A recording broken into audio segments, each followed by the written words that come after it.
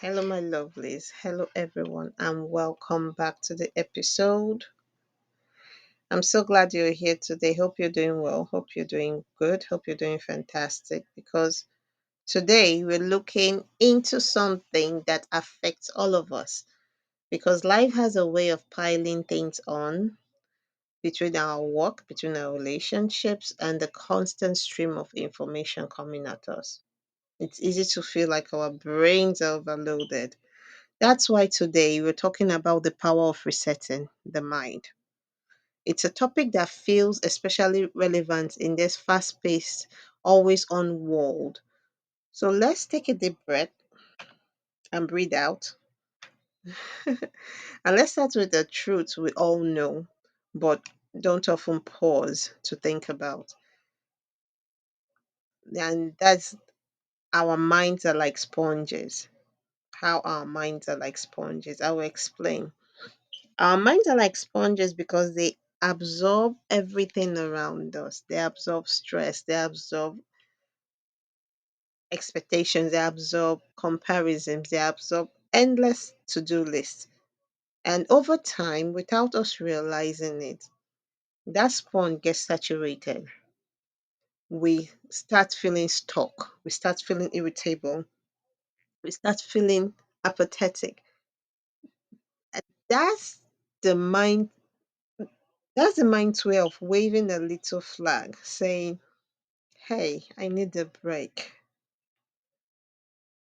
Resetting the mind is not just about rest. Resetting the mind is about recalibration. Resetting the mind is about stepping back. Resetting the mind is about wiping the slate clean. Resetting the mind is allowing ourselves to focus on what truly matters. Think of it like restarting your phone when it's glitching. You wouldn't hesitate to reboot a device that is acting up, right? Then why hesitate when it comes to your mind?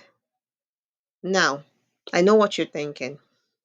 That sounds great, but how do I reset my mind when life doesn't slow down? My darling, that's a $1 million question. But here is the good news: resetting doesn't require a long retreat in the mountains. But wouldn't that be nice? It can be as simple as this. I'll give you four tips, four simple tips. The first one, even for 5 minutes, take a deep breath. Have some deep breathing or sitting in silence can work wonders. That's the first one. The second one is log off from social media, put down your phone, and give your brain some breathing room.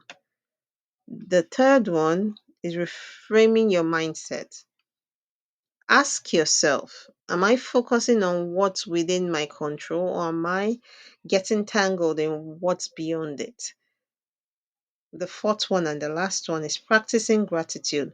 List three things you are grateful for, and it can shift your perspective and it can lighten mental load. I'm sorry, my daughter just came in. Resetting the mind is also about letting go.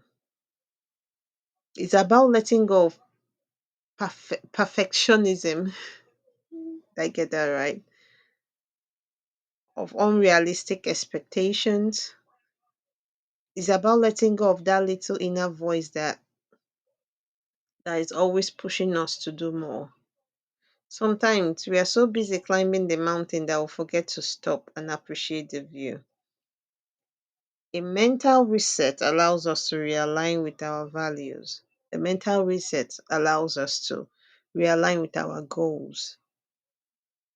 A mental reset allows us to realign with the joy of simply being in the present. So, why is resetting the mind important? Because life isn't a sprint, life is a marathon. And in any marathon, pacing yourself is the key. Resetting is not about running away from your problems. It's about equipping yourself to face them with clarity, with focus, and with resilience. I want you to think about this. I want you to think about this as we wrap up. What's one small way you can hit reset today? Maybe it's journaling, taking a walk, or just giving yourself permission to rest. Whatever it is, start small. The goal isn't to overhaul your life in one day. No, it's to create space for your mind to breathe and your heart to refocus. My lovelies, thank you for tuning in today. This is very short. It's just a very, very simple message. And remember, resetting your mind isn't a luxury, it's a necessity. So please, my lovelies, take good care of yourselves. Remember to always be kind to yourselves. And I will see you next time. And remain calm. Take care. Bye.